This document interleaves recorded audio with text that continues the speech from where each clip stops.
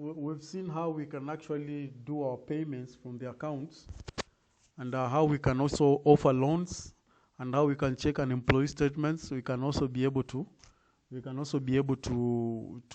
issue loans, and be able also to post credit sales or employee credit sales and all that stuff.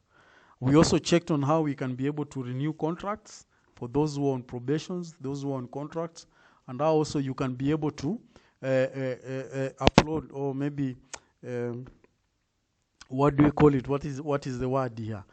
Promote people to permanent basis. So that is what we have seen. Now we want to see the rest of the modules, and this is what we call the benefits if there are other employees. And mostly this one, normally I see it works with the expatriates, those people who come from different countries and all that, and maybe they are given an opportunity to work with your company. They may expect some of these things being provided for them. Some of them are provided housing. Within that housing, electricity is being paid for by the company. Water, okay, including even furniture. They get a fully furnished house, including telephone, and then also they have workers like the cooks, and laundry men and women, and even gardeners. And then also there's a vehicle that they are given. So all these things you are able to track, and you can also add them to these employees here. So for example, if I am with this employee, okay, and I want to add these utilities to them, you just simply say add, and then you can indicate a utility here. You can say, maybe let me just, because this is what I've created.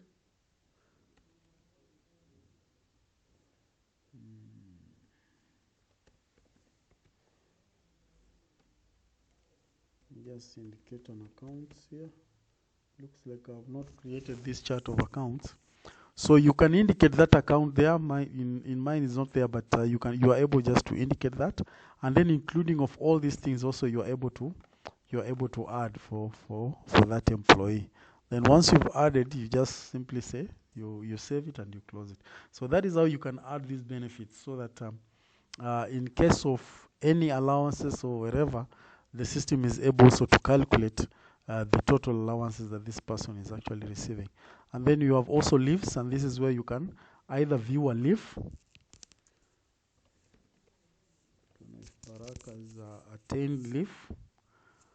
Okay, here you can either view a leave. Okay, so it has not been set. You can also set a leave here.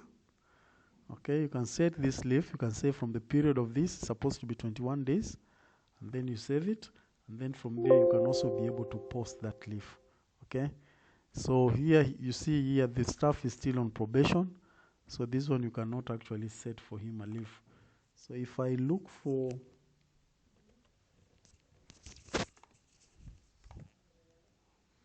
Okay, like now with him, you can be able to view the leave that has been set. You are able to view, this is how the leave chart will look, the leave sheet will look like. This is how the leave sheet will look like, okay? So that is how you do the setting of that leave here. And then, of course, after you've set the leave, you can also be able to post the leave, just like the way I've shown you.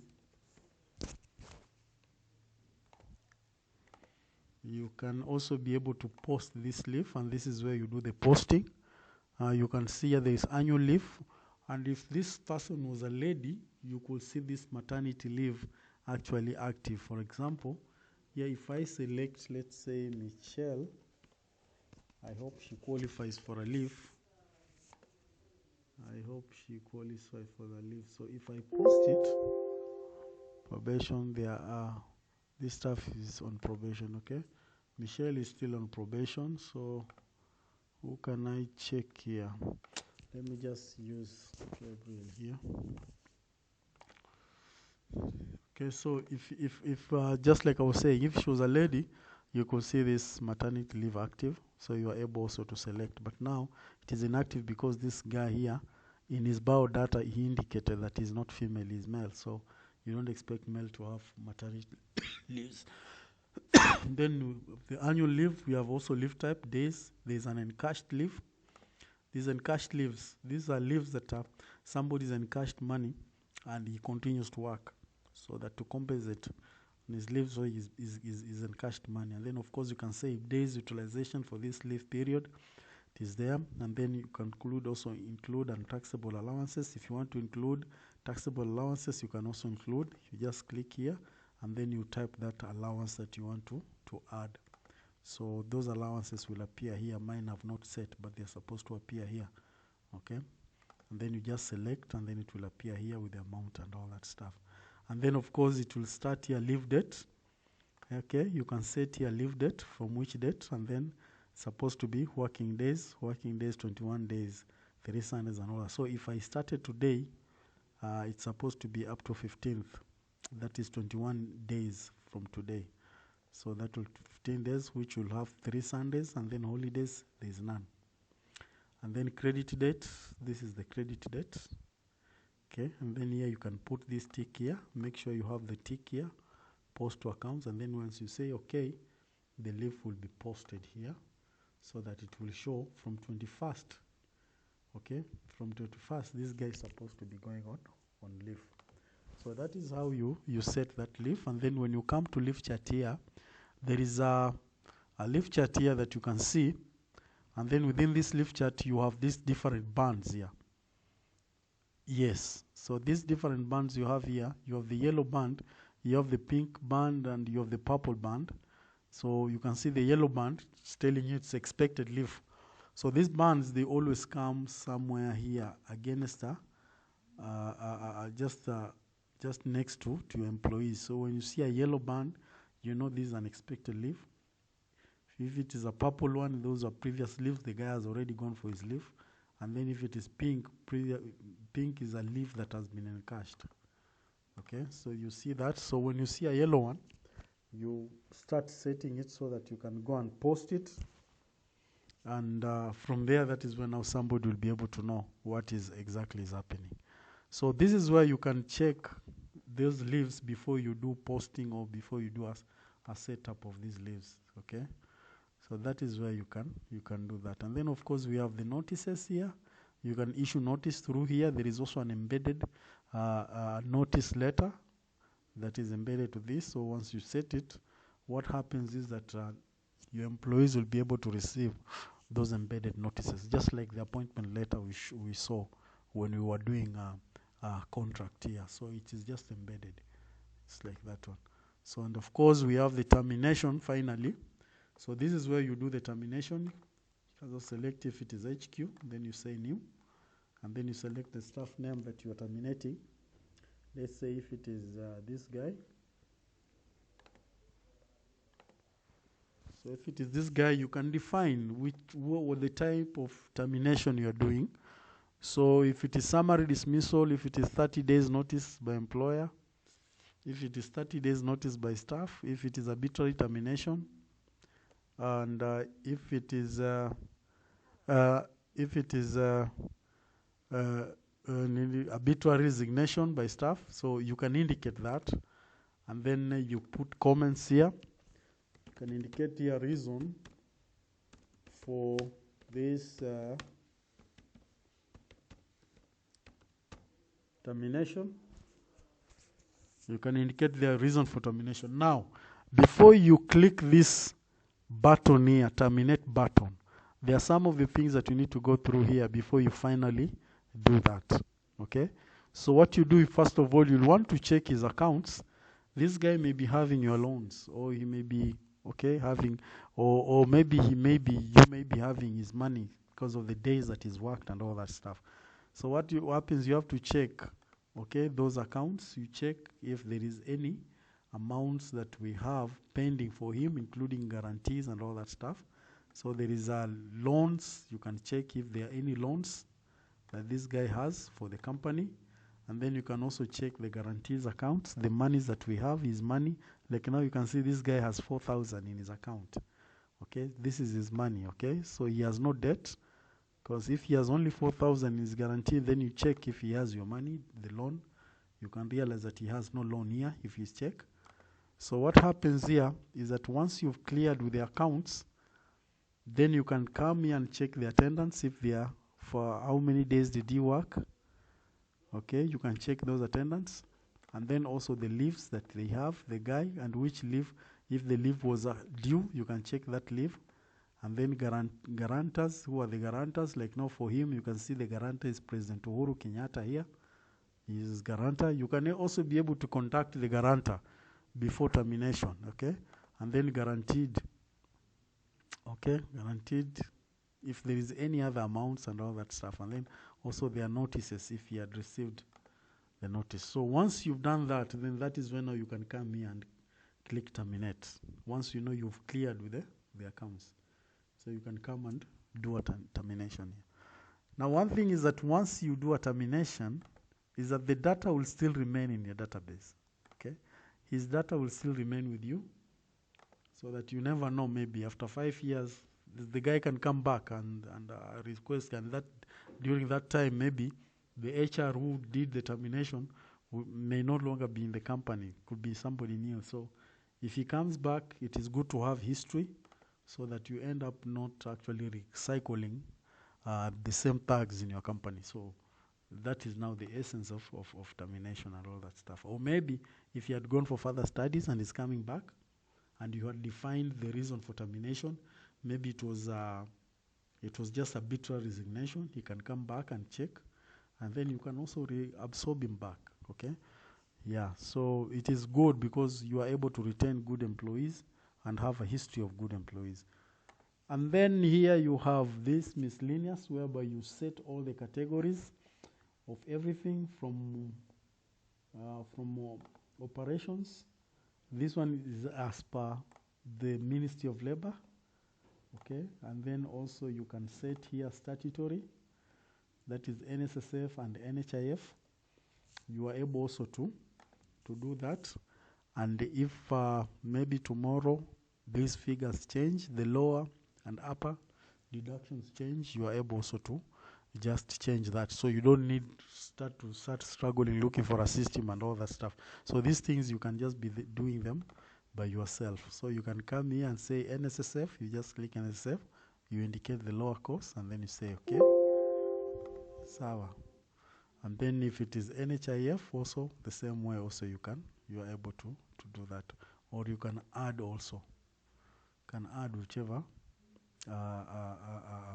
concept that you want to put. So now, like you can see, these are old NSSF rates, and then these are new NSSF rates. You can indicate the new ones here, lower limit and upper limit there. Okay. Yes, so those are. And then we have allowances. So this is where I was telling you the allowances are not set, because here this is where you set them.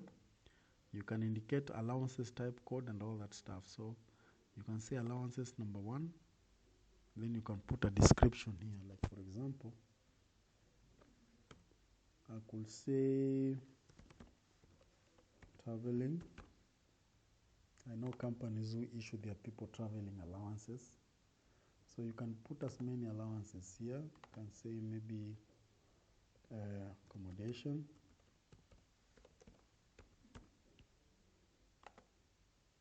Okay, you can indicate also, say lunch.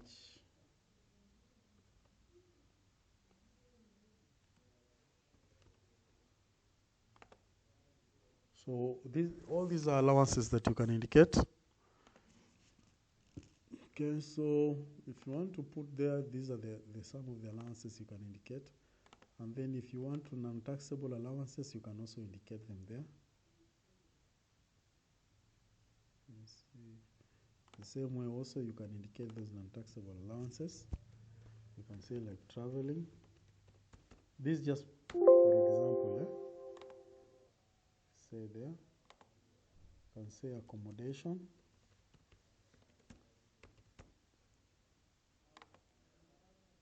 And so forth and so forth. So this is where you can indicate there. Okay. Can indicate. So benefits also. This is where you create. No, sorry. This is where you create all the benefits. so that they can be able to, they can reflect on the other side. So somebody may require, how do you create this? So this is where they're actually indicated, like now services, workers, vehicles. You can indicate if you want to add more, you can just say add, and then you can add all those benefits, rates, and settings here for different vehicles here. Like if you have a saloon car, you have a pickup, you have a Land Rover, Scanter, lorry, tractor, prime, trailer, all these things. You can also indicate their rates here so that the company knows which car. If an employer has been given a certain car, they know the consumptions. And then there are also holidays here. You can add the holidays here. Okay, so there are those holidays which are recurring holidays. So like we know December, always it is 25th, that is Christmas. Okay, and then holiday it is 25th. You can indicate this is Christmas.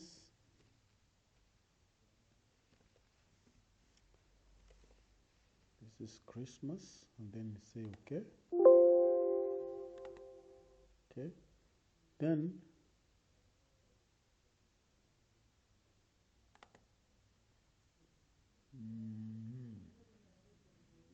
say December 25th, that is Christmas.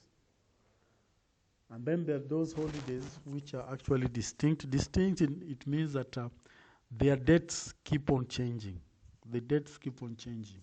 So the dates are not constant, they are distinct. But now there are those holidays whose dates are always constant. They are just recurring holidays. So here you can set those holidays. So once you've set that, you say okay. Okay, once you've set okay, then the system knows that this 25th, 12th is Christmas. So that during that time when everybody comes in, the system will know that this is a holiday, okay? But there are those holidays which are distinct. Those ones now, the HR has to come, like ones that Matiang'i will announce today is a holiday, and he goes and gazettes it, but it is not a recurring holiday. So you can come here and set that date and then instruct the system that this is a holiday because Matiang'i has already gazetted it. So you indicate that. So every year you will be forced to, those distinct holidays, you'll be forced to be setting them every now and then. But recurring ones, you just select the dates and then you leave them in the system so the system knows. And then here you have actually industrial training levies, and if there are any trainings that has been incurred for any branch within your company. So this is where you need to set so that you know what is happening for these levies.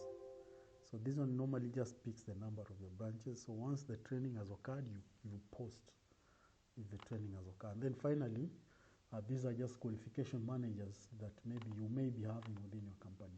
Like you can check, you say, how many degrees do we have? How many administration business managers and administrators trainings, the ABMA trainers, do we have? Or maybe you can say, how many certificates do you have?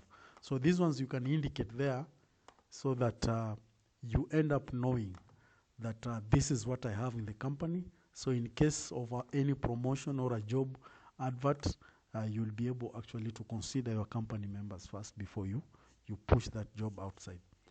So that is what it is. And of course here you have all these reports here. Okay, there's a report for all the contracts. Okay, so this is just a contract whereby people will have to sign that.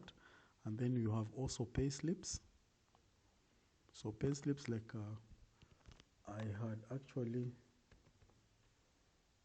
designed for this guy today. Remember we processed payroll. Okay, so I'll select for this month.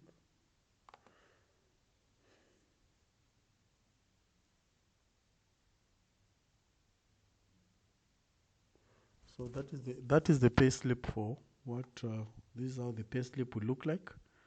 So this is how it is, and you can print it from here and reprint it and reprint it. So all the reports, everything that you do, finally they end up reflecting here. There is also pay slip statement format. You can also be able to print that. Pay slip statement format, I've selected a wrong month here. So it's supposed to be 8.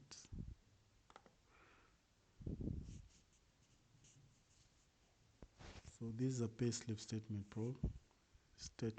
format. This is just a statement format that will appear like that. And we also have leave charts. We also have withdrawal stuff, withdrawals. If the monies that were actually used to, pay whatever stuffs. So since I've not done any withdrawal, that's why you see. And then there are staff deposits, there are staff advance, staff loans. There are also staff miscellaneous and all that stuff. So if you want to check the attendance, there is the attendance, there is the auto attendance, and then there is a manual attendance. Okay, so sometimes your HR will be forced to do things manually, attendance manually, especially for those employees who may not actually be in a position of specifically attending a specific unit or branch. And this one could be drivers, or it could be maybe people in the field. It could be, IT guys and all that stuff who are not stationed in one place. So sometimes you are forced to do them an attendance manually. But all the attendants are supposed to be on an auto sheet attendance. So the auto sheet attendance is supposed to, all the attendants are supposed to appear here. And then, of course, it will actually check off everything. And then there is also an over attendance. So the staff over attendance report, actual workers hour, locked working hour, differences. So if there is an over attendance, you are able also to check. And then paid lunch, daily absenteeism, those who are absent, you also be able to know the staffs that were absent because they were not actually there or they did not clock in during that time. You are able to indicate that and all that stuff. So there are so many reports here that at your own free time or during the trainings, that is if God wills, inshallah, that our guys will be able to take you through these reports. And then we have the EODs. These are end of days reports. What had happened during that day, you are able also to check, okay? In terms of this, you are able also to check that. So the low process audit. This is just a report inbuilt that shows what processes of payrolls that were done, deposited in different accounts and all that stuff. So that is it about the HR module and the key features within the HR module. So you can see all the way from employment, all the way to the reports. And we've seen how different reports populate with different areas and what exactly happens in each and every situations. So unless there is any question, I'll give you time to give us the questions.